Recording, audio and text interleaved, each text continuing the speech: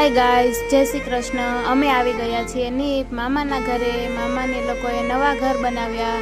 આજે એનો સ્લેબ ભીડવાનો છે। સ્લેબ ભીડાય છે અને 1:30 વાગી ગયો છે। તો મામી, ફૂઈ, માસી, દાદી બધા જમવા બેઠા છે।